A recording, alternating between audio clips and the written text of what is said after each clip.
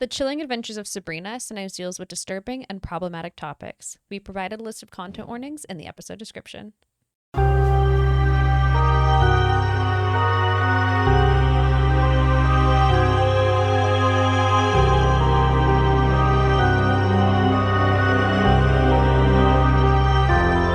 and welcome to Dead Ends. I'm Emily. I'm Brenton. And we have 2 new episodes of The Chilling Adventures of Sabrina for you. Oh, yeah. I'm excited. I always forget how good this show is until I'm watching it, and then I'm like, oh yeah, I love this show. This show makes me happy. And welcome to spooky season. And welcome to spooky season. Happy October, if you celebrate. October comes for us all, no matter what. Yeah, some people don't enjoy spooky season. That's true.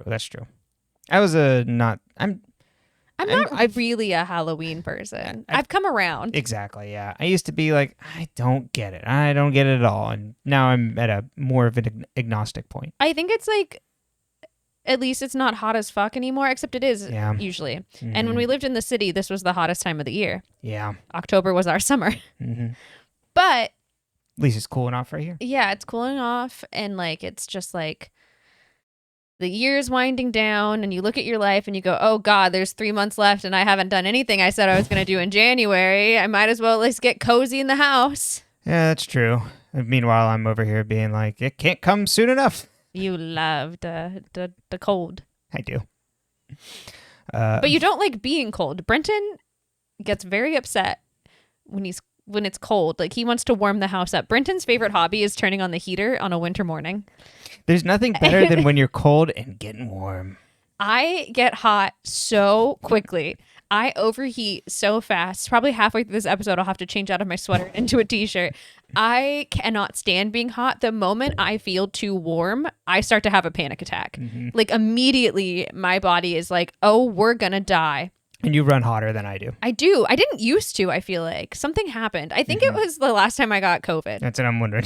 I got my body temperature got all fucked up, and I have not been able, it's been over a year since last September. I have not been able to tolerate getting hot since then. I never was like great with it though. I sweat a lot. I'm a very sweaty person.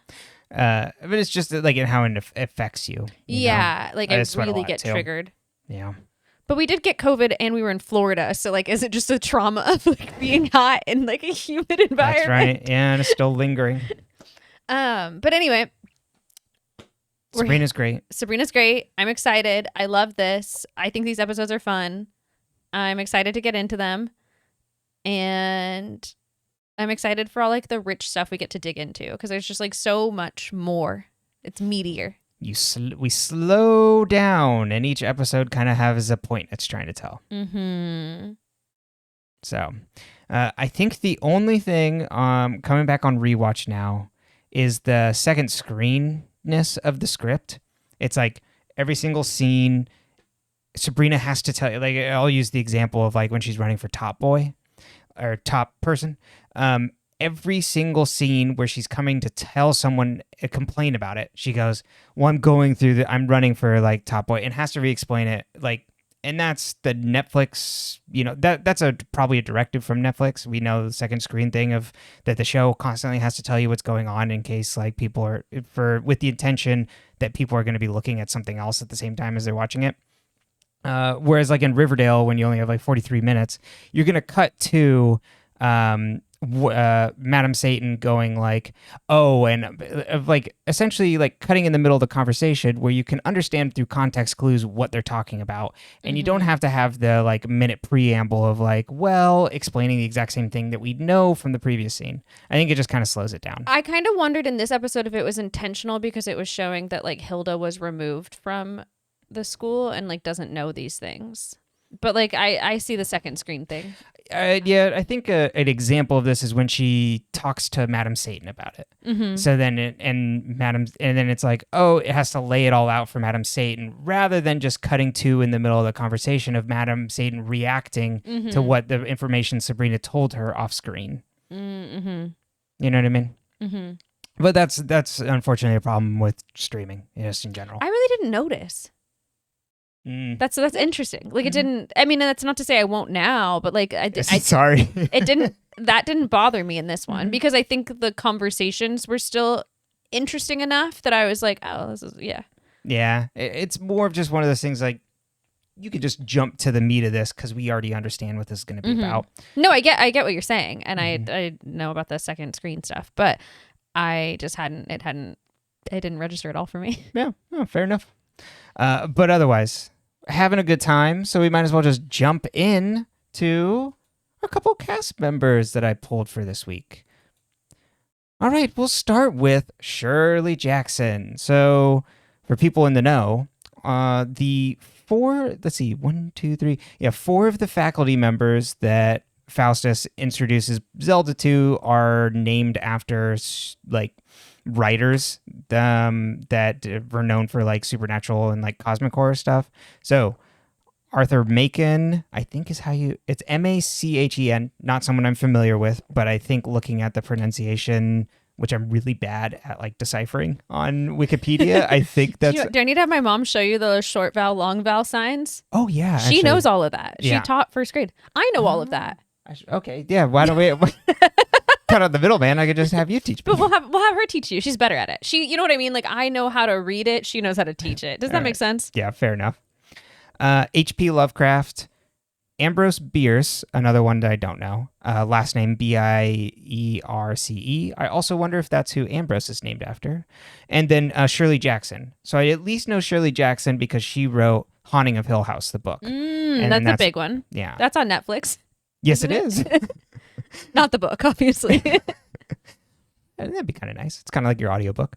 I'm surprised Netflix doesn't do audiobooks. Yeah, probably just... I don't know. That's a good question. They went into games instead. Spotify did that. Audiobooks? They do audiobooks. Yeah, maybe just because it's a visual platform. I don't know. Yeah. There might be like I want like audiobook with like the fire log burning. Like if you could pick like the like, because you know they couple different things. Like I would be into that. That would make me potentially keep my subscription for a while. You know. You know what they probably do have? What? Children's read along. Oh, maybe. I bet they have those. And then there's one more. Sister Carswell is a reference to Carswell Prison that has a medical facility that's supposedly haunted. Okay, but Rochelle Greenwood plays Shirley Jackson. She was Peggy in 6 episodes of Peacemaker. She was in the new Mighty Ducks TV show called Mighty Ducks Game Changers, which apparently stars Lauren Graham. Uh-huh. Things I didn't know about. And then some other curiosities that I found in her IMDb that I thought were funny. She was a voice in the Sabrina animated TV series in 1999. Wow. And was the English voice of, I'm going to be butchering these names, so I'm not super familiar with the series, Kozu Nano in Maisen Ikoku, which was the second series from Rumiko Takahashi, who did like Inuyasha, Ranma One Half, and Urusei Yatsura. So she was doing this voice in 1986. I don't know what any of those are. Inuyasha, you would probably know, at least like a reference to. It's anime of a girl who's transported in a fantasy realm, and like she's with a like hot like cat demon, and he's like a white cat demon. This sounds right up my alley, but I think we've totally talked about this. Okay, I believe you. Everyone listening is like, Emily knows about this, and I'm like, I've never heard of this in my life. Now you know what it's like to be my friend. This guy, does that guy look familiar at all to you? I mean, yeah, but in the way that Inuyasha. most anime guys look familiar to me. Okay. I would think Inuyasha is really famous. He's pretty. Yeah. I like him. Mm-hmm. But the other, like Urusei Yatsura and Ranma One Half are also really big anime series. Is he also the one with the who's the one with the stripies on their face? Yeah, that's a different one. I Okay. can't remember the names. I didn't watch that much Inuyasha. Okay. So anyway, but Rumiko Takahashi has made like truly like huge anime series. Like an They're anime manga empire. series that were then, big manga series and also that were adapted into big anime series. Very cool. All right. So now Ty Wood playing the extremely punchable Billy Marlin. He's so good at being a creepy guy, like and being a pain in the ass. Oh, he's the Like, worst. I'm like you like, and he's like I'm like, oh, you're so punchable. Yes. Like Uh-huh. I know why Hiram beats up teenagers. And being just so pathetic.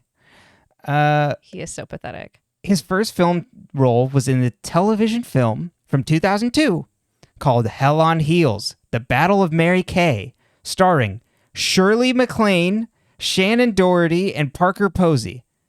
I need so much more information. The film, okay, let me give you a little synopsis here.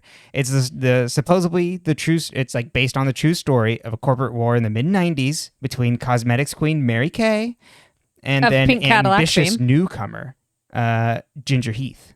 Who's Ginger Heath? Launched a rival company, apparently. Did it last? I have no idea. Yeah, so this is a television movie, and then both Shirley MacLaine and Parker Posey got Golden Globe nominations for it. Wow. I know. I'm like, what a movie to start out. Like, what a cast to be around. You know, I'm sure he was like a child, but I thought that was incredible. That is. He was also he was a recurring role on When Calls the Heart. Another one coming up, as Wyatt Weaver. He was in the Grease streaming TV series from a couple years ago or a year ago called Grease: Rise of the Pink Ladies. He played Trip in 5 episodes. Okay. And then will later show up in Riverdale season 4. Nice. In just about a month. Well, a little over a month. He's like midway, I think. He's in an episode. Well, that's our cast for this week. Nice. I'll have plenty more to discuss next time because I realized I'm like, oh my god, I should have pulled Dorian. But we'll get that next time. I love Dorian. So there you go. I love Dorian. Dorian gives like creepy cat vibes. Oh yeah, absolutely. Even coming up with his gift later. Yeah. Except it's not a dead animal. It's some wine. All right. So this is part 2 of the Chilly Adventures of Sabrina. You know, for all intents and purposes, the second season, but it's literally just a season that was split in half.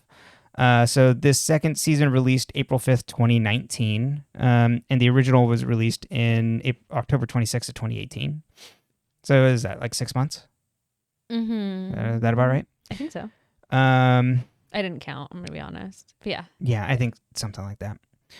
Okay. But then this first episode is Chapter 12, The Epiphany, named after the Epiphany, the famous Catholic thing, or at least Christian thing, where it's when the wise men arrived to see Jesus, and it was, 12 days after Christmas? It's January 6th.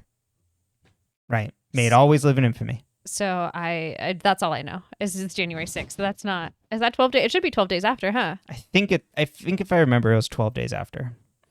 I remember being so... That makes sense if it's the 25th. Does it? No, wait, how many days? Sorry. 28, 29, 30. No, yeah. No, that makes sense. 6 and 6. Yeah. I just can't add. The visit of the Magi. It's got a couple of names. My granny always called it Little Christmas, and she said when she was growing up, that's like they got presents from baby Jesus on that day. Oh, wow. He's been shopping. It was a Portuguese family. I don't know if this is before she left the Azores or when she was in basically like the Boston area. I don't know where this was happening. All I know is I was like, what do you mean Little Christmas? We already had Christmas. I mean, that's pretty cool. Yeah. And so I don't know if they didn't get gifts on regular Christmas and they did them on this day because it's when Jesus got his gifts because he got the gifts from the 3 wise men. Right. I don't really know. I have a lot of questions. I didn't get to ask them. Mostly because the woman never gave me a straight answer. God, I miss her. She knew the entire family's gossip. She was a queen. Yeah. But I always think when I hear about it, I'm always like, Little Christmas. And I'm like, nobody calls it that. Nobody calls it. I bet there's a lot of people in the Azores that'd be like, yeah, Little Christmas. Yeah, or I don't know, like where it actually where they picked that up from. But I assume, I don't know. They came back and forth a couple times, so like could be Boston. Yeah, it could be Massachusetts, like a Catholic thing there. If you celebrate Little Christmas, let us know. You lisped on Christmas, and it was really cute. It's like, oh, Will Christmas. Little Christmas, Whittle. Christmas. Yes. Anyway, yeah, it's also like the end of the Christmas season, so it's saying the holidays are over. It's time to get back to business. That's right. So I thought that was like a fun way to come into it. It's like, okay, the holidays are over. We're back. And we also get visited by the 3 plague lords. Yeah. Well, two of them are kings. Technically. Right. And then one, Beelzebub is the Lord of the Flies. Yeah. And can be used interchangeably sometimes with Satan. I saw. But then the other 2 are actual demon kings. Yeah. Yeah. So Asmodeus is a king of hell, and Person is a demon king, so also a king of hell, you know.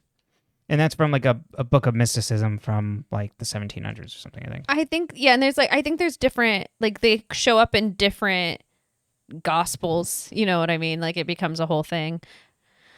So I don't know. I don't know who believes in what and who supports who, or anyone supports who, or if they all even intersect in the same belief system, if that makes sense. Mm-hmm. I don't really know how that all works. But yeah, this show makes me want to understand that more because I have no understanding of like where this stuff comes from. Yeah, and he pulls from everywhere, or they like I don't know who all the writers are, but yeah, and I think probably like a lot of horror in general of like, oh, that's probably why. I mean, other than like decay and things like that, but like when something's wrong, like visualizing a demon with like flies and things like that, I bet probably comes from these things. Beelzebub. I've been reading Swamp Thing along with Range Touch, so it's like, are some of this coming from that? You know, like in other. One Person was associated with bats in the show, but I didn't necessarily see that was online. But that doesn't mean that they aren't. I didn't look that far. Yeah. I do think also Person was like, there's something about there being originally a god of like a similar name that then another religion turned into a demon because you know like how we like to do that. Yeah. So I would be interested to see if they really tie closely to the rats, bats, and flies. Like as Asmodeus was with the rats, Person was with the bats, and we know Beelzebub was with the flies, and that one makes sense. So I'm like, was that a true one-to-one connection? Probably. Yeah. You know what I mean? Just because of the way the show does the research. But I thought it was interesting. Yeah, totally. It's very fun. And then later with pulling in oh my god, I lost her name, the dancer and things like that. If you don't have that context, that scene is confusing. Yes. I wrote Salome. Yeah, there you go. Who danced for Herod and asked for the head of John the Baptist per her mother's request. Mm-hmm. From the Gospel of Mark? Is that yes. Yeah. Yeah. So this show definitely does make you think more than Riverdale does. God, yes. Like you're like, oh, I can learn so, and like it makes you have to go find that information yourself. Yeah, because I think the show still makes sense without it. Oh, totally. Which is what like good art does, and then references other things that then you can be like, oh. Mm-hmm. Yeah, because you can at least kind of think it's like, oh, she's this exotic dance, for a boys' night sort of thing. But then, added depth of like, oh, she's like also probably like this betrayer of like God's will in that way because she like sentenced like John the Baptist to death. Well, and she just did it because her mother asked. So she's more of like the innocent, like she asked her mother what she should ask for. And her mother said, ask for the head of John the Baptist. So she did. So damned on behalf of her mother, essentially. And like Herod, who offered her anything, up to half his kingdom, I believe is what he said. It's like anything up to half of my kingdom. And she's like, the head of John the Baptist, which like maybe a pony? She's already royalty at that point, Maybe she was getting what she... What about another pony? Yeah. Fair enough. What about half his land? He said true. Up to half his land. I'd say, give me half.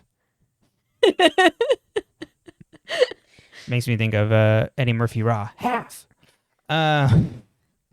Anyway. Okay, so let's get into the episode recap then. And if you know, like, in depth any of this stuff, or like this is stuff that you're super interested in, please tell us. Send us an email, comment, however you want to communicate with us. Send it our way. Yeah. As newbies, we did podcast research. Yeah, we did a quick check on the internet, a look around. Hey, wait, this sounds familiar. I should look into this. Totally. But if we're ever talking about something and you're like, I actually know more about that, please tell us. Send it into deadendspcast@gmail.com. Or comment on the YouTube. That's right. And you'll hear those plugs again at the end of the episode. Okay. Starting the recap now. Sabrina finds her family, mom, dad, and the aunties, in the wooden clearing. Her dad takes a baby and walks over to the Dark Lord. She turns and sees 3 demons bearing gifts. Turns out it was all a dream. Hey, guess what? Like the Epiphany. Because is she like Dark Jesus? And then we get a fashion montage where she uses her magic to change outfits. I thought you were saying the Epiphany was a dream. Not that you were comparing her to Jesus. And I was like, the Epiphany is not a dream. Yeah.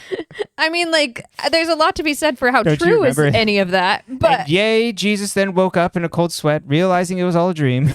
as a newborn, this was Jesus' first night terror, was receiving gifts and having to open them in front of a group.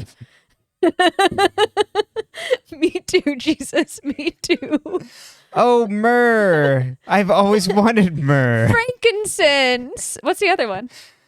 Gold. Oh, Yeah, so it's like, ooh, shiny. I got a Rolex. Yeah, that sounds like Jesus. Very materialistic. Sabrina talks about focusing on her and apparently the fashion montage thing is like a reference to the sitcom opening. Yeah, because she used to go through all her outfits. There you go. Sabrina talks about focusing on her magic studies instead of her mortal ones and makes the pitch to the family about dropping out of Baxter High for the time being. Sorry to interject. Sabrina is wearing black now. And And this wearing is- a leather jacket. And this is brought up. Mhm. Auntie Z goes, I think it's Z who comments like, oh, she's wearing black. Mm-hmm. Hilda tries to talk her into seeing her mortal friends, but Zelda's overjoyed by this. Sabrina says she already spoke to the new principal and got a leave of absence, and we see that Madam Satan is now principal of the school as Principal Wardwell. Harvey asks Roz and Susie if they've seen Sabrina around, and then talks about playing basketball. Oh, sorry, and I should be saying, I'm just going to update now to Theo. I kind of went back and forth on some of that last season, because, I mean, we've already seen the show and knew it was happening, but just to keep consistent with the chronological. Well, because it's a the character coming out. So I think Yeah. that makes the most sense to change when the character changes. Right. So I'll just, for this episode now, forward going as Theo. And Theo wants to try out for the boys' team. Father Backwood introduces the other faculty to Zelda, which I mentioned before, and Zelda's now teaching at the academy, taking over Constance's place. We see that Prudence is now the caretaker for Judas. Nick tells Sabrina her new hair is hot and brings her to the school assembly. Everyone nominates Nick to be top boy. Sabrina interrupts, asking if anybody could run, and Blackwood's like, well, it's only for full-time students, and she's like, ha! I'm a full-time student. And then Nick nominates her, and Prudence seconds it because he's like, I'm not afraid of a little competition. And then Blackwood agrees. So cute. Okay, Yeah. I love this. Oh, yeah. That he, like, yeah. You can the way tell he goes against the grain. that Nick is just like absolutely obsessed with Sabrina. Yeah. And like it's just so he plays that character so well to be like, I'm cool because I am cool, but I'm not trying to be cool in front of you. Does that make sense? Yeah. Like and he's a thirsty teenage boy. That's right. But he's masculine, but he's also casually not going along with their rules for the most part. Yeah, He like plays kind of like both paths in between. Mm-hmm. He plays that like knowing aloofness really well. Mm-hmm. Oh my God. What's the actor's name? I lost his name. Gavin Leatherwood. Which could have been just the character's name every time I hear it.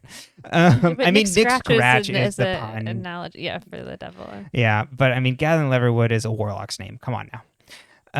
It's kind of like there's a DJ named that is producer name, artist name is Object, but his real name is TJ Hertz, and it's like that's a DJ name. Nick nominates Sabrina and Prudence seconds it. Blackwood agrees and the two have to face off in 3 challenges, but then that's going to be followed by a vote anyway. We don't get to that, but it cracks me up that he's like, and then there's going to be a vote.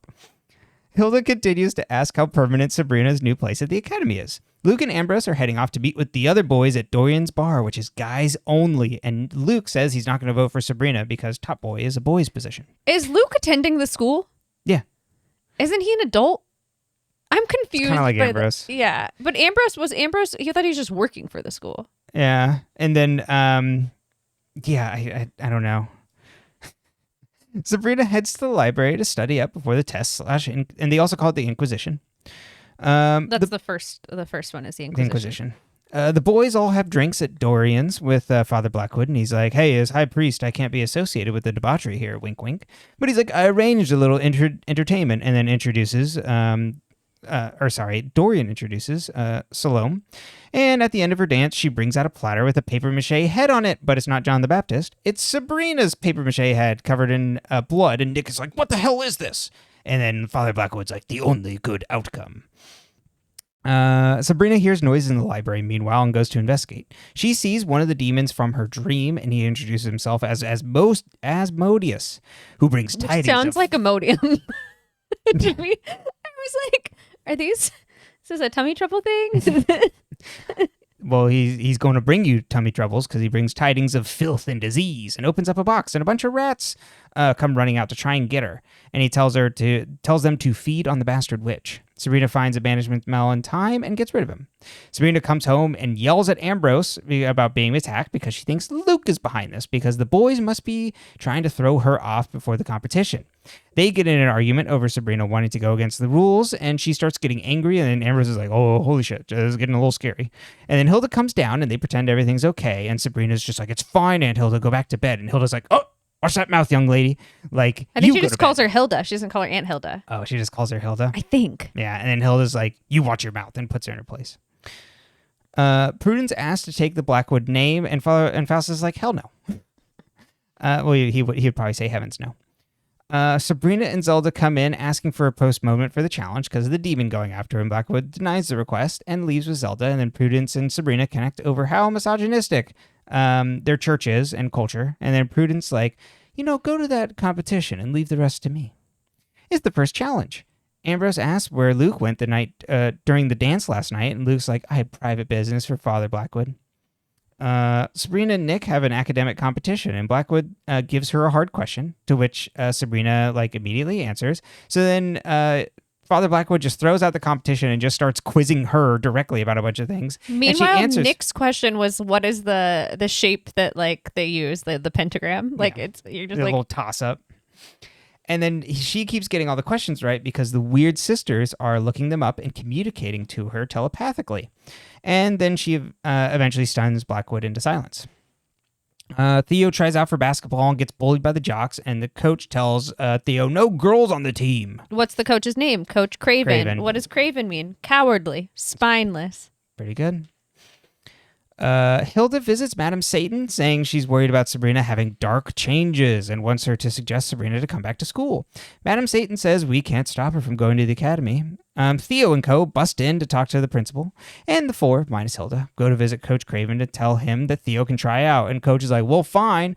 Theo can't dribble, Theo can't shoot, but fine. Put her in to try and go against my boys. Blackwood grills Sabrina and accuses her of cheating, and then Sabrina says when she's high priestess, she'll get rid of this misogynistic culture. And he's like, oh, if he had pearls, he would have clutched him and been like, high priestess? A woman can't possibly get to that station. There's never been a high priestess before.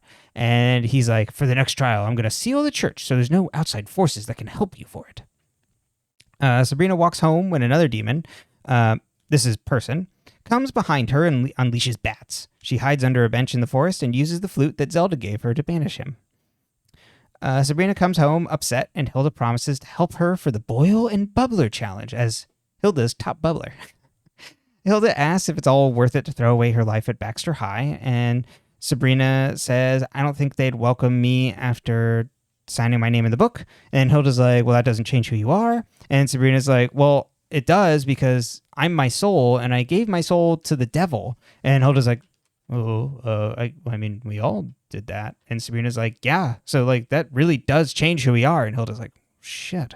And then Sabrina's like, well, he's gonna he said he's gonna call on me to do his bidding, and I don't want my friends to be anywhere near that. And Hilda's like, shit. So then just hugs her. It's the only scene we ever get to see Sabrina be a child.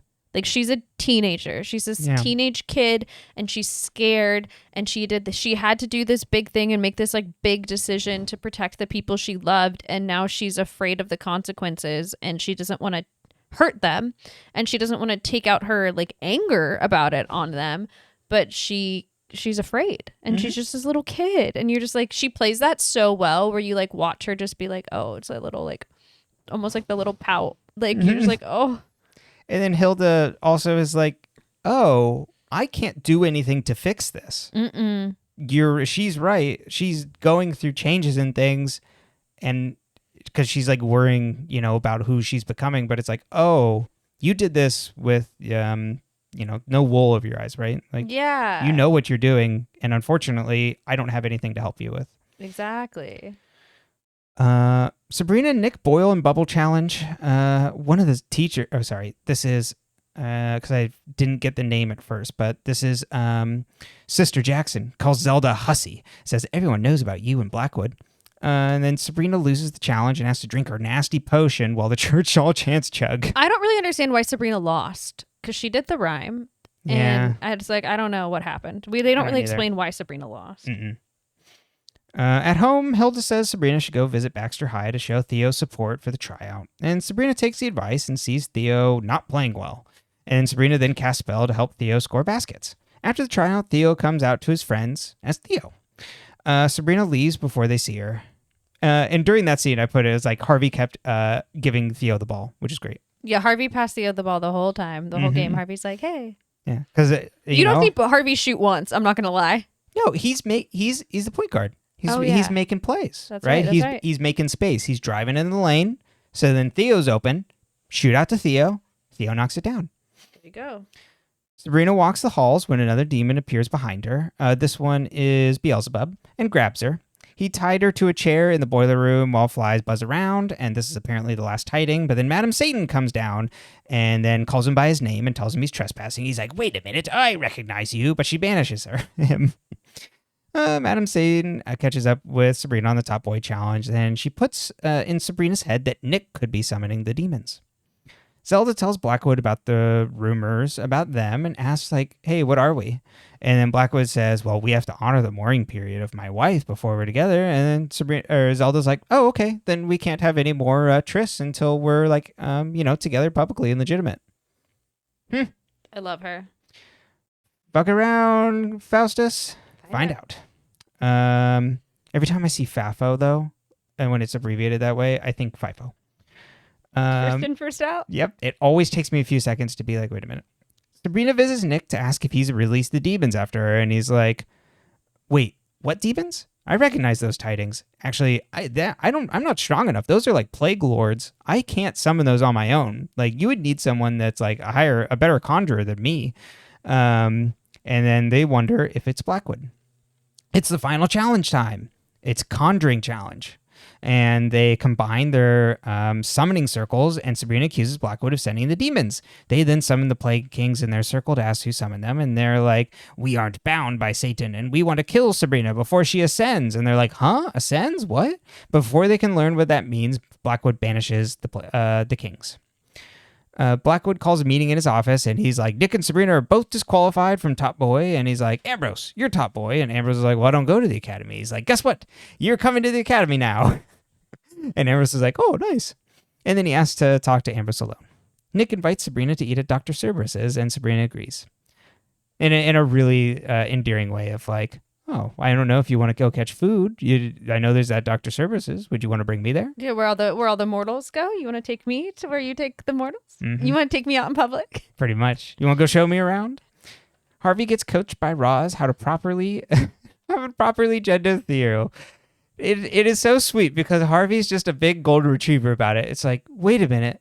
So, like, what does that mean? And Roz is like, well, like, Theo was always a boy. Theo's just coming out now. And then Harvey's like, okay, cool.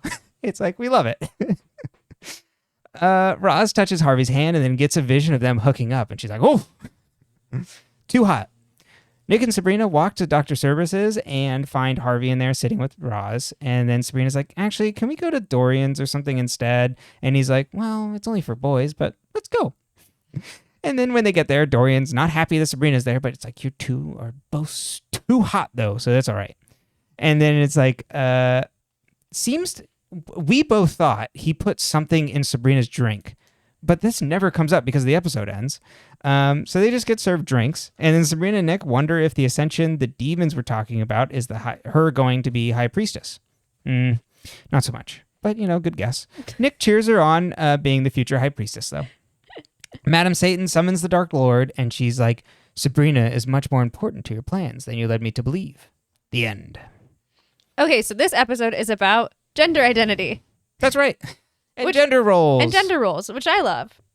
Most of the show is about gender roles, to be honest. Yeah, it's really... It's like, hey, misogyny, we're going to focus on that, which I love. I think it's important. I think it's a conversation we should always be having.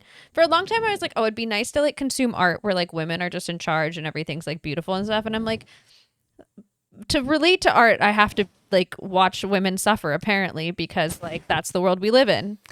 Yeah, so you can at least sometimes when things are just too nice, I mean, that's what like cozy things are for, but they can just be too smooth. Yeah, so you're just kind of like, there's not a lot for me to like grab onto. So like the idea that like there's so many women in this coven, which is usually it's all, and yet men are in charge and it's a warlock thing. I don't know. Also, there's a lot of boys that attend this academy. Yes. But then, like, there's a lot of women who run this academy. You notice that? Yeah. You notice that? I notice that. It's interesting, isn't it? So, like I said, we talked about the Sabrina being, like, a lonely kid and, like, the Hilda kitchen scene. I think that's, like, a really important scene in this episode because it's, like, explaining Sabrina's moodiness, explaining her whole situation and her fears, and her just point blank saying, like, I'm afraid I'm going to hurt somebody. And like those people don't deserve that. At least you all are on this journey with me, so like he could call on you too. But like I don't want him hurting my mortal friends. Right? Yeah. Like we said, it's the right call. And her like fear, just like her fear of hurting anyone else, is like so deeply ingrained in who Sabrina is. Yes. I also think what I really like about this episode is it encapsulates what it's like to be a girl or woman who wants to achieve something that men achieve, or to be a girl or woman in a male dominated space, because it's this idea that like literally the system itself is working against you. The people that know and allegedly love you won't support you, like Ambrose and Luke. And Ambrose kind of flips back when he's like watches her. He's like, I want to see how well you do. Exactly. Yeah, he hedges. But he hedges. He doesn't support her. And, she would ride for him. Absolutely. Her aunts ride for her, which I think is very, like, specifically done. Because it's like, well, wait a minute. The only man is Nick. Nick is the only male character that supports her in this journey. And he does nominate her. Yeah. Like, he makes sure it happens. Because he's like, yeah, I'm not afraid of competition. Yeah, if and you also, are better, then... Yeah, also, like, she can win. I don't care. Like, yeah, that's like the ultimate form of respect right there, right? Yeah. Like that we're gonna meet equally on the playing field, and the best person that comes out. But I mean, that's of course in a vacuum. But I mean, that's like the intention, right? And I think like people get so mad when you dare to be good at something, or you dare to try something that isn't traditionally, like for you. And so just like it really encapsulates that. I think it was really well done. But it also focuses on, so you've got your internal forces, the people and then like the system itself is set up for you to fail. You've got your Father Blackwoods, all those horrible people. And then literally the world itself will try to fuck with you when you've got these like three kings who have come to try to destroy your chances and kill you. And so it's like you literally are constantly fighting battles on multiple fronts to try to get to succeed the way a man gets to just succeed by showing up. Like Nick would have just been top boy. Yes. There would have been no question, no trial. He wouldn't have had to do shit. And even if it had been against another boy and then it comes down to the vote, you know what I mean? It would not have been like that. Yeah. But for her, it's like literally the world is trying to get her. She's afraid the devil is trying to get her. And then the system itself is set up for her to fail. And so I'm like, yeah, that 100% encapsulates being a woman. And that's why we're so fucking tired. Yeah. I get it. Because like that's what it feels like all the time. Yeah. And I think it's really hard for men to imagine that. Like it has to be presented in that really highly dramatized way where it's like you feel unsafe. Like you're constantly being chased by something. Yeah. And like, I don't think most men can relate to that. No. Unless they see it in this type of form. And even then they're not going to relate because. No. And like the characters in this are, they're all cisgendered men that have the sexual identities are a little bit more spread, but within this like society still, it's top boy, and it doesn't matter who, like, what top boy, personally is. It's a boy. As long as it's a man, you're good. Exactly. The other thing I really liked about this episode is it highlights how women are the ones that often uphold the patriarchy, in the sense that the women are the ones that are coming after Zelda. Yeah. And how adult women are like calling her a hussy and like going after her for like seeking power, which is how they view it, is she's seeking power in this way. And so what if she fucking is? Sleep your way to the top, girl. I don't care. Right.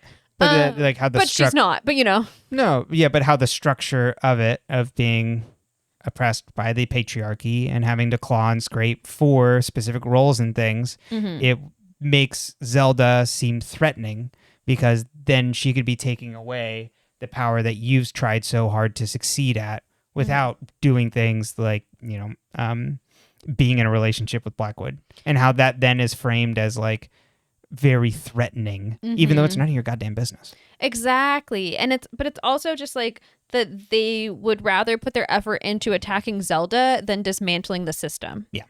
That keeps them all oppressed. They're like, we'll drag her back down to beneath us instead of lifting all of us up and above him. Right. Because, that is designed for them not to be able to see that.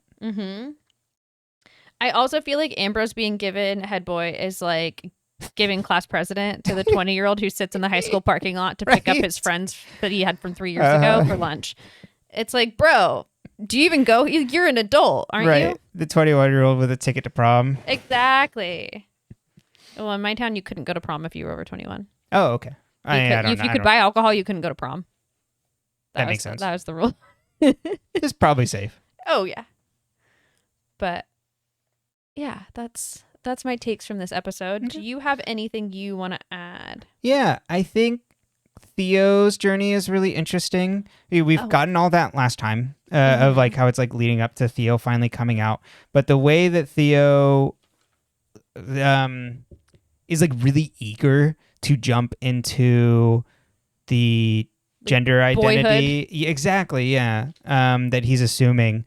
And so it's like it doesn't seem like Theo has like been, it has been interested in athletics and things like that, but it's like, oh, that's something for me to try and do. That's something for me I can go perform masculinity by trying out and playing for basketball. And then just getting hit because, being seen as a woman, even though he comes out and identifies as a man, immediately puts him in the crosshairs of all these jocks that are just like coming after him. So I think it's an interesting way of him trying to perform masculinity, and then the way that the cis, hetero kind of like patriarchy here is bullying him into dropping it and going back to the identity that they assume he should have. But I also like that it's also just like awkward for him because he doesn't seem like a natural fit to jumping into this high level of basketball. That it's just like, oh, you're so desperate to want to do this. Yeah, you want to be one of the boys. Yeah, totally. I also think it's interesting that Sabrina again interferes with someone's like fate in that way, and that Sabrina is once again like helping or interfering, and without consent.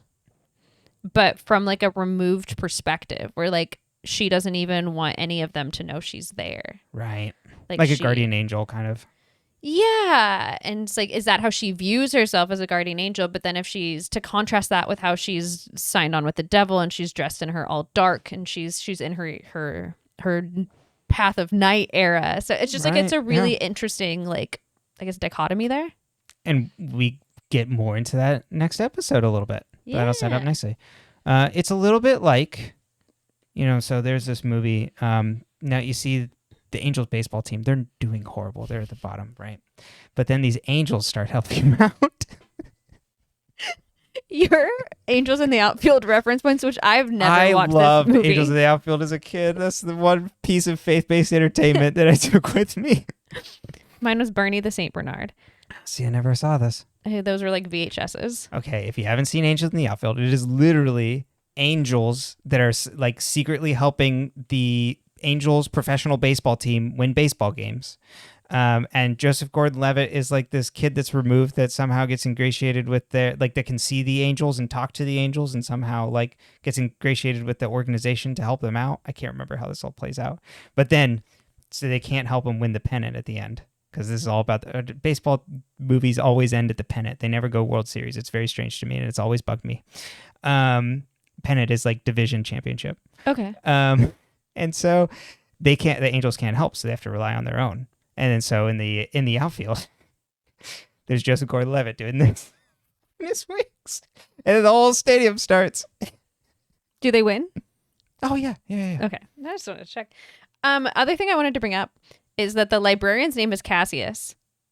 Cassius is in the Shakespeare version for sure, who like plots to kill Caesar. Oh, okay. I don't know 100% in like the historical context how much that is accurate. I assume moderately. But you could assume of why they'd end up at the Church of Night. Well, I also wonder, like, so is Cassius helping Sabrina plot to overthrow Blackwood. is that what that is? Because he seems very eager to help. Exactly. I was like, oh, is this a little nod? Like, is she supposed to stab Caesar? I mean, you could study these books, but if you open up into the later pages, there's a knife there, and you go Father Blackwood in his office. You know what I mean? Mm-hmm. That always makes me think of Mean Girl. That's though. Where Gretchen Wieners is talking about how maybe we should stab Caesar. Like, I don't remember this line. Oh my God. Okay. We'll have to rewatch Mean Girls. Okay. Anyway, that's what I have for this one. Anything else? Nope. That's it for me. Cool. All right. Chapter 13. The Passion of Sabrina Spellman. So, the Dark Lord says that the gates of hell will be thrown open and Sabrina will be his herald on earth. But says Lilith will still be the first amongst women. She warns that Sabrina won't perform evil, and the Dark Lord offers a wager to weigh the true measure of Sabrina's soul. Madam Satan says if she's right, she'll be queen and prophet on Earth. Sabrina's woken up at 3 a.m. as the Dark Lord visits her. He's like, "I need you for your dark devotions. You must steal a pack of gum," and then leaves. And like Sabrina's like, "Huh?" Honestly, like if someone told me like, oh, you're going to have to do something and like you don't know what it is, and then they were like, oh, steal a pack of gum, I would be like, is he okay? What's going on here? Yeah. Is that it? Especially in this town with no cameras. Uh-huh. This is not like now. Yeah. Now you'd get caught. Yeah, probably. Sabrina tells everyone about her visitation, and then Zelda stops her from telling them about what she must do. They all say they all would have laughed. Yeah. And then they all say they haven't been visited by the Dark Lord before. But they all are shifty-eyed. Uh-huh. Zelda says she must do the task or suffer the consequences, either for her or for those around her. Sabrina goes to steal a pack of gum when Madam Satan stops her and is like, "What were you going to steal that? Do you need money for it?" Sabrina's like, I gotta go. And runs off. Zelda visits Blackwood as the Academy is putting on a play of the Passion of Lucifer Morningstar. Very funny. So funny. He apparently wrote a new version of the play, though. Yeah, Blackwood said, I want to make this worse. Uh-huh. And then kicked off Shirley from running it, or Sister Jackson, and he's like, "Zelda, you should take over." This is another reason why I think Sister Jackson would be a little pissed. Harvey asks Roz to be his Juliet for their English class as they have to learn a scene. Ooh la la. Roz thinks back to her vision, and she's like, sure. It's the play practice. Prudence says Sabrina is jealous because Dorcas is playing the lead opposite Nick. So Dorcas is playing Lilith and Nick is playing Lucifer. I assume they were cast by Father Blackwood. Shirley. Oh, right. Yes. And then Prudence keeps going, "Aren't you interested in him? Aren't you? You don't tell me you're not thinking about him." And then starts getting really into it. And Sabrina's like, "Stop it." The Dark Lord. My favorite thing of that whole scene, though, is like Sabrina's like, "You sound like one of my Aunt Hilda's like romance novels." Yes. And then Prudence goes, "Lust isn't a sin, Sabrina. It's an emotion." And I was like, that revolutionary. It's so good. The Dark Lord whispers to Sabrina that the role should be hers and entices her to release the sandbag above Dorcas. She has a vision of the sandbag like smashing Dorcas in the head, and Sabrina's like, I won't do it, and yells it out, and everybody's like, what the hell are you yelling about? Which is so weird because everyone else here has had a dark devotion from the devil at some point. Like, who do you think she's talking to? I think everybody just like went along with it, so didn't have these bouts of going, no! Yeah, it's just like... Theo gets the courage to go to the boys' locker room, and then jocks all harass him while he goes to dress, and then he notices that all the boys are then staring, so then Theo leaves. Nick asks to run lines with Sabrina as he was hoping she'd be cast as Lilith, but then jumps straight into the scene of her and Lucifer's first night together, and Sabrina's like, "Oy." Zelda asks about Blackwood's changes to the play, which seem misogynistic. He shuts her down by threatening to get rid of her running the play. Zelda walks the halls and she almost gets hit by a piece of statue and turns around and all the faculty are like, hee hee hee. And then Sister Jackson's like, there must have been a crack in the marble. Nick and Sabrina's scene gets steamy and Sabrina then goes to leave and suddenly she starts choking and passes out. Sabrina wakes up in bed and Hilda's like, you were choking on a piece of apple. And Sabrina's like, it was the Dark Lord. And Nick teleported her home so that Aunt Hilda could give him the Heimlich maneuver. Mm-hmm. I'm obsessed. Yeah. I'm obsessed. I'm kicking my feet. I'm giggling. He's I'm giving blushing. his devotion. Yeah, he's giving his dark devotion. That's right. Hilda says, I was tasked once. He gave her a box with a button on top for her to push, and she pushed it, and for days, nothing happened. She eventually smashed it and found it was empty. Okay, so what's the story? Do you remember? It's a famous short story, I believe, where a couple is presented with the option where if they push the button, they will get whatever they want, but then a random person gets hurt. I feel like that's what this is like pulling from, but I can't remember what it's called. Is it called The Box? It might be called The Box. There's a episode of The Twilight Zone that's called Button Button. Okay. And I know there was a movie. It's a short story by the same name. Okay. And then the film is called The Box. Okay, because that's by the guy who did Donnie Darko, I think. Oh. Okay. I was like, yeah, I know this too, but I think I'd only seen the Twilight Zone version. Oh, right. Yeah, probably. I watched a lot of Twilight Zone for like a really weird short period of time in my life, and I can't explain it because I'm afraid of everything. I bet it was always on January 1st. So they had all those New Year's marathons. Oh my God, that is totally like when I was watching it one of the times. That's all the times I've ever watched Twilight Zone, I watched except once in school. I watched it like it was around that time. Like I don't think it was necessarily January 1st, but right around New Year's. Mm-hmm. I was like, you're so right. How do you know? Sci-Fi used to run it for like days. Hilda says Baxter High might be a better place to resist the Dark Lord, and Sabrina's like, maybe you're right. So then Sabrina starts attending Baxter High again and meets with Harvey and Roz. Sabrina says they're putting on a play at the school, and Harvey straight face asks if they're doing the Crucible. Sabrina's like, is this a joke? And he's like, no, not really. Because I think Harvey literally thinks that witches would put on the Crucible. Harvey also says Roz and him are scene partners doing Romeo and Juliet. Roz tries to make peace by offering her to join them and they do like a different scene, but Sabrina's like, I can find my own partner, but ends up getting paired with Billy, and the Dark Lord tells her the mortal being belongs to her. This doesn't really go anywhere though. He's talking about Harvey. Never mind. Just put it together. Sabrina beats Theo and not too soon enough to not make an ass of myself on this podcast. Sabrina beats Theo, and Theo talks about the bullying by the boys and asks if there's any witch powers that Sabrina could do to go after Billy.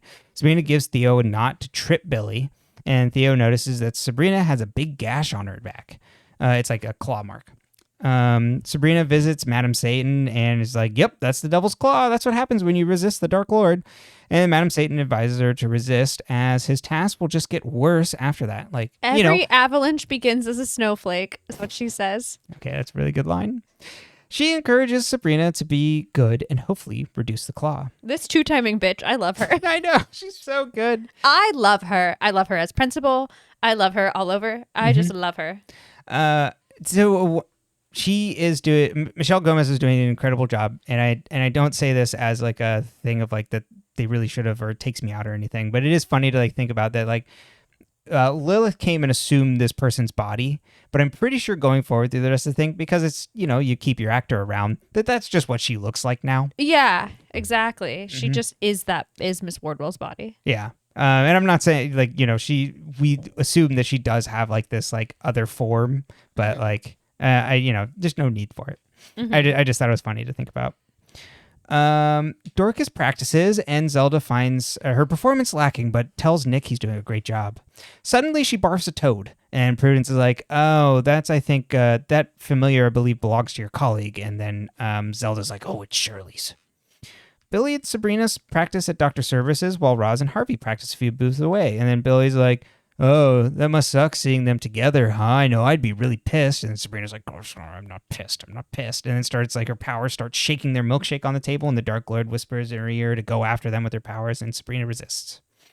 But also yells out and then has to walk away again. Zelda wonders with Hilda how to get one over on Shirley. Ambrose offers a number of remedies to keep the Dark Lord away for Sabrina, like putting nailing a horseshoe over the threshold and eating a raw onion before you go to sleep. And tells Sabrina about when the Dark Lord visited him. When he was younger, he had a crush. When he was younger and in school, there was a boy who had a crush on Ambrose. In Oxford. Yeah, and they never, nothing had ever kind of like happened there. At least that's what he says. And Ambrose was told years later by the Dark Lord to write a letter to him. And at the time, this boy had grown up and had a wife and 2 children. And Ambrose doesn't want to divulge what was in the letter. I want to know what was in the letter so bad. Sabrina eats a raw onion and nails horseshoes above her doorway, per Ambrose, and then finds she slept through the night, but finds that the claw marks got bigger. She's like, damn it. Madame Satan's wonders if she's like, well, Sabrina, do you have any lingering spells that might be affecting things? And Sabrina's like, oh, shit, the rope. And then Theo opens his locker to find it full of pads. So then he's pissed as hell. Sabrina finds Billy in the hall as he suddenly falls down a set of stairs. Really messes up his leg. It's really gross. Like there's a bone sticking out, and then there's like fake blood like squirting out. Like in a squirt bottle. I would have thought that wasn't possible from that fall, but then a year or so ago, I fell at the gym doing box jumps onto a metal box, so only like one step, and I gashed open the front of my leg so fucking bad that it was awful. And I did not like, that was one fall, you know what I mean? Yeah. That wasn't a whole staircase. Totally. So I'm like, oh, maybe this is more believable than I thought. I'm like, you just fell down the stairs. In middle school, there was a girl like literally in front of me as my friend and I were walking down the stairs. She fell down the stairs in front of us and broke her leg. It wasn't anything like this, but she injured her leg really badly. Yeah. She was on crutches after that, and I was like, oh my God. It's like where you kind of don't realize what just happened in front of you. Yeah, because you're just like, oh God. Yeah, it's like, oh, she just kind of slipped and fell. Oh, uh-oh. It seems like she's really in pain. That's why I think children shouldn't be allowed around staircases. Yeah. Sabrina, that's right. Only elevators. Oh God. Sabrina sees that Theo is holding the cord, and the later the two catch up, and Theo's like, I felt so bad. Like I literally felt like I had this voice in my head that like wanted to cause pain on Billy. Hilda and Zelda terrorize Sister Jackson with a doll. And then they put like an earworm in the doll and sew it shut. Sabrina and Harvey find that they're assigned partners because of Billy's accident, and supposedly off-screen, Roz has chickenpox. They practice their lines together, and then they start hooking up and hook up all the way back to Harvey's house. She opens up his shirt and sees he has a big claw mark, but he doesn't see anything. She starts freaking out about the Dark Lord, but in a way where he can't follow at all what she's talking about. And she's just saying this is a mistake and she's got to go. And he's like, you can't keep doing this. And he's like, you can't keep doing this to me. And then Sabrina's like, I won't. And he's like, well, this won't ever happen again. She says in the scene, though, that evil is contagious. Like, she has to stay away from him because evil is contagious. And I just think that's such, like, a good, like, way of her, like, really showing how panicked she is about this and how she knows that, like, she can't contain. Like, she's fighting a power that's so much bigger than her, and she can't protect the people around her. She can't contain it. Mm-hmm. Zelda gets called on by Shirley, and Zelda tells her to go throw herself off the balcony and starts chanting. Shirley then walks all the way up and climbs up on top of the banister until Zelda says, oh, you can come down now. And Zelda warns the other teachers not to mess with her. She calls them also rans, which is one of my favorite words. It's really good. I love that. I love it. Sabrina comes home and finds Salem dying on her porch, and then she sees the Dark Lord and asks why he's doing this. He's like, because you're defying me, and now needs a greater devotion. She needs to burn an empty building, and she's like, will all the bad things stop, and like all the bad things that happen to people will stop, and no one will die, and everyone will feel better if I burn the building? And he's like, yes. And he's like, you need to go burn down Baxter High. Oh, and also it'll be an empty building, so no one will die when she burns it. Sabrina pours oil all over Baxter High, and then she goes to light it, but the Dark Lord stops her and is like, you've proven your heart. You're done for now, and disappears. It's giving Betty, but not excited about it. Betty's burning buildings for fun.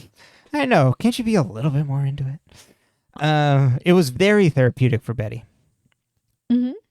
Sabrina comes downstairs and the family tells her that Dorcas has chickenpox and that she'll be playing Lilith in tonight's play. It's the night of the play. We also get Ambrose playing God, which is great. Mm-hmm. And the play is essentially Lucifer getting cast out from heaven. And in this play, Lucifer is like, what sort of God can't contain evil? He's not good then. And denying his followers pleasure, that means he can't be good then. And then God casting him down. And then Lilith was also cast out by Adam and God. And so she stumbles upon Lucifer with Stolas. So we know Stolas was out there supposedly walking around with her. Mm-hmm. And then finds Lucifer, who promises her power as long as she kneeled before him. And then she does. And then Sabrina and Nick kiss in the scene where Lilith gives herself to Lucifer. And we also see that during this, the actual Lilith is watching off screen and crying. It's a tale of two kisses. That's right. But this is all rewritten because we know that Lilith was much more resourceful, doing things a little differently. There's more context here that, this is rewritten to be a little bit more, make her more subservient. So it's her, I think part of why she's crying in the scene and what makes it so good is she's like, this is what they've made me. Mm-hmm. This is what that he's let them turn me into this. Yes. He's allowed his followers to represent me in this way, and he does not respect me. And also... And they don't respect me. Because in the scene also she's been... Right, yes, because she's not honored at all. Yeah, wandering in the desert and all that shit. Mm-hmm. Well, and that she's not a figure in the same way that they lead and serve and things like that. And then also that she's promised in the play the right hand and the throne and things where that is being actively held over her. Exactly, and potentially being taken away from her. Mm-hmm. Okay. In the after party at Dorian's, Prudence and Ambrose, and apparently just women are allowed during this after party, so they must have just gotten rid of the rules today. Because we see Zelda there too. Mm-hmm. Prudence and Ambrose flirt. Sabrina and Nick discuss whether the play is accurate, and she wonders what the Dark Lord asked Lilith to do. And Nick's like, hey, has the Dark Lord come to you before? And she's like, yes, but he stopped me before I had to do it. And he's like, but you would have done it, right? If you would have had the thing. She's like, well, I guess we'll never know. Dorian comes up. He's like, drinks courtesy of the Dark Lord. Nick says if she had done the Dark Lord's will, she would just be further down the path of night like everybody else. So, is that really so bad? Cut to Lilith polishing Satan's hooves. So we kind of go, And then he offers her a consolation prize and revives Stolas. But she swears to... stop his plans for Sabrina. Mm-hmm. Sabrina finds Harvey at doctor services picking up food for Roz. He brushes her off before they can talk more and leaves, and Sabrina steals a peck of gum. The end. Okay, so the first thing I want to do is compare Romeo and Juliet with the Lilith and Lucifer story, because that's what they're trying to do here. I think is set these up as these two tragic love stories, right? And yet, in Romeo and Juliet, Juliet has more autonomy than Lilith in this redone version. Right, yeah, absolutely. But I think it's setting them up as an epic love story. And it's really fun because the imagery in the Lilith and Lucifer story or play matches the 1990s Romeo plus Juliet aesthetic. It's him with the knight outfit, basically, and the angel wings that they take off, but and then her as like during the costume party. Yeah, right? during the costume party. It's very similar.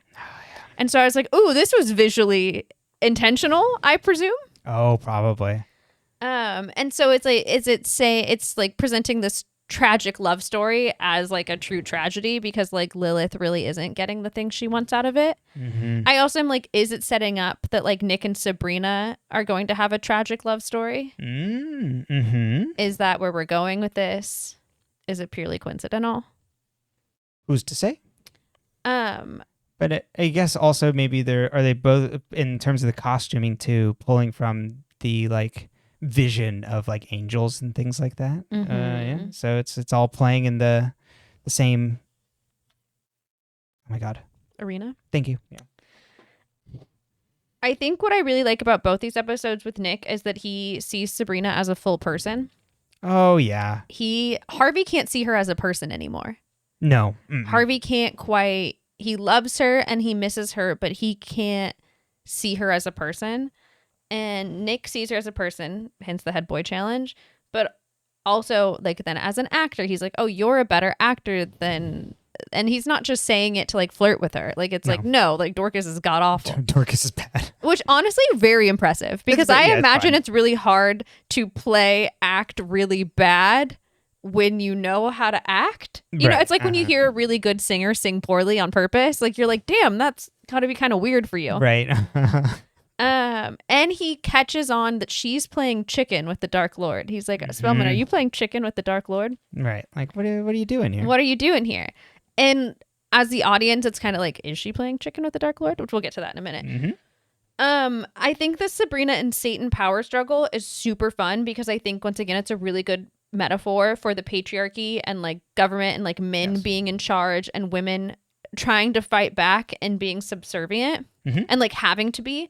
And so like, what's it like to be a woman and like how much is it safe to fight back and who gets hurt when you fight back? And kind of like, I think it really plays off of the previous episode and what Sabrina says to her aunt, where it's like, well, like we're all kind of trapped in this scenario where we've sold our souls to the devil, literally.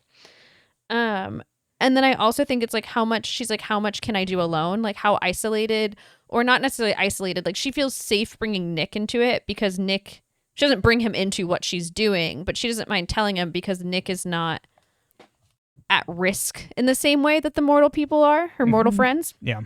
And like, can't she rally people around this cause? What's going to happen if she does try to rally people around this cause of fighting back? And then the passivity of like how many other people just play along and let it happen. Like her aunts have always just like lived like this. Ambrose has just lived like this. Right. Nick just lives like this. They all, and her family at least all lives in fear. Yeah, they all live in fear, and we don't really know with Nick.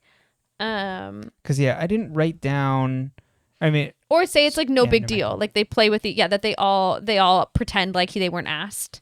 Yeah, exactly. Yeah, exactly. It's like, oh, it's all this very private thing because it's shame. Yeah, it's shame, and it's like, oh, I know this is wrong, and I did it anyway. I think that's all really interesting, and I think this specific power struggle is such a good allegory for like how it feels to exist as a woman. I just think they did such a good job with this. And then that also plays out with things we talked about with between Sister Jackson and Zelda of like that. Sister Jackson is like, you can't change this play. These are all like you can't change. When Zelda also speaks up to Father Blackwood about being like, well, this isn't accurate. This seems like you're making her more subservient. Father Blackwood's like, oh, are you going to have the same You're sounding like Sister Jackson. So we know that Sister Jackson was leveling these same things, and she got booted out of the position because of it. So Zelda then has to play ball a little bit there too. So that's, playing in the similar space of eventually Sabrina having to play ball in order to like, hers are a little higher stakes where she's having to protect people, but Zelda's still protecting a position, right? There's how much do you push there? How much do you not? And then also with Lilith too, is she is subservient to the Dark Lord and is pushing against him, but ultimately loses this thing. And that's like the terrible tragedy when she's watching the play at the end of like, what have I been reduced to? I at one time was cast out but free. Yeah. And then like they have me bowing to him on this stage. Exactly. And now I'm cleaning his feet. And yeah, His exactly. hooves. As if, and to your point too, as if it's this beautiful love story, and it's like there's none of that. Well, and I think it's another good reason why it's compared to Romeo and Juliet, because it's always presented as this like beautiful love story when it's a tragedy. Like people often talk about it being a love story, but it's a story of two teenage kids who like liked each other, and their families were so fucked up that they literally just couldn't be together, and so they died. Yeah, like that's not a love story. And so I think that by framing it in that similar way, where it's like, oh, this is a love story, but it's not, you're like, oh, this makes a lot of sense. Yeah. I want to talk about the gum. Oh, yeah. So at the beginning of the episode, she won't steal the gum. Well, she's debating stealing the gum, and then Wardwell catches her before she even can. But she was going to, I think. She's probably going to. She steals it at the end. Is this because of what Nick said to her? Yeah, that's probably a good call out. That it probably is, because it's like, well, you're just going to be like the rest of us. Is that really so bad? Yeah, don't you want to be with the rest of us and like the rest of us? And like if you're going to be a part of this. But so the Dark Lord no longer cares if she steals the gum. So also part of me is like, is she stealing the gum just to see if she as a person is willing to steal the gum? Like, is theft, like, is she okay with theft as an individual, you know? Yeah. I think that's on probably multiple levels of, yeah, to your point, is she okay with evil or whatever, quote unquote? Yeah, like, is it a step towards evil or, like, morally grayness, at least? Yeah. She's a fairly morally gray character when you really think about it, because she's, like, trying to do good, but kind of isn't, because she's still manipulating people. Like, she's manipulating her mortal friends' lives without consent. Yeah. That's not moral. And so it's just really interesting. Yeah. But yeah, I thought that was really, really interesting that she was willing to steal it when she wasn't being told to. And I liked that. And I liked how it showed that, like, is she trying to prove to herself that she wasn't playing chicken with the Dark Lord?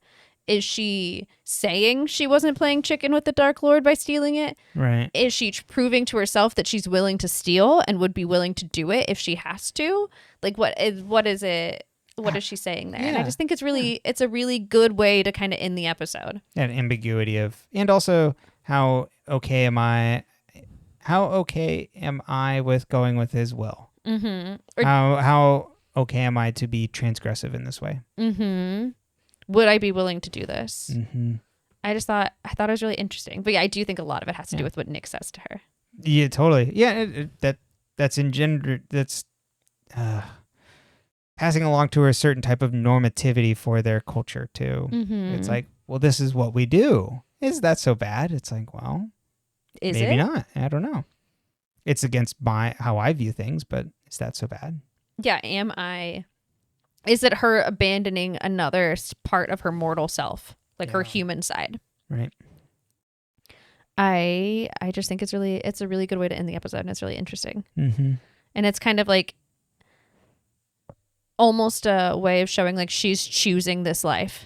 She's choosing witchcraft. She's choosing Nick. She's choosing to not be a human anymore. And she's leaving behind that mortal life. Right. And her walking away from Harvey is part of that. And her agreeing to do these things, and her playing Lilith, like, is that also part of it? And her playing a subservient Lilith, like, how does that play in? And then the way also of that she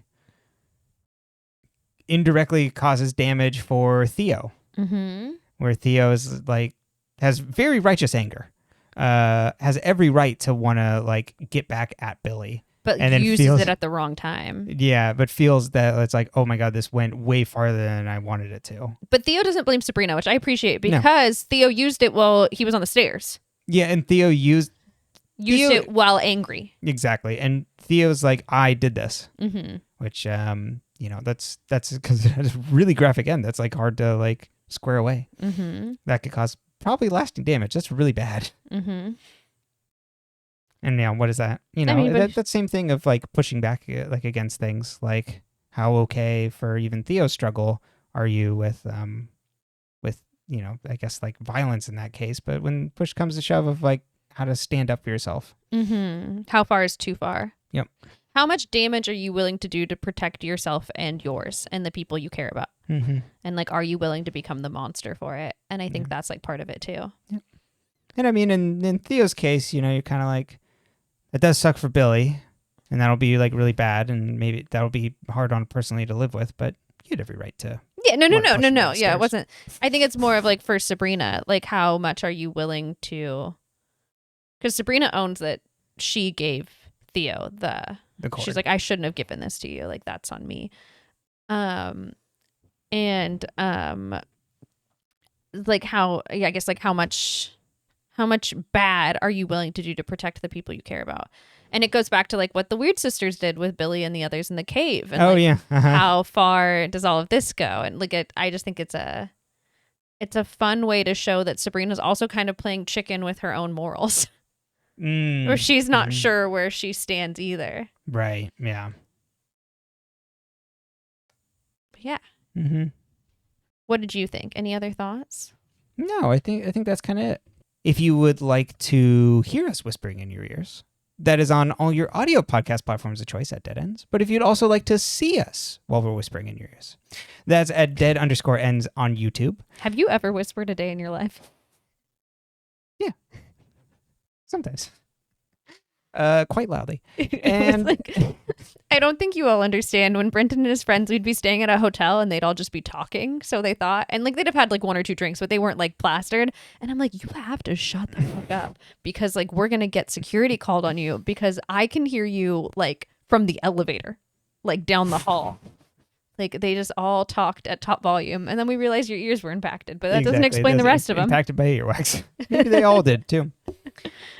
And then you can also, like we mentioned before, leave comments on YouTube, and we'd like to talk to people on there. You can also send us an email at deadendspcast@gmail.com.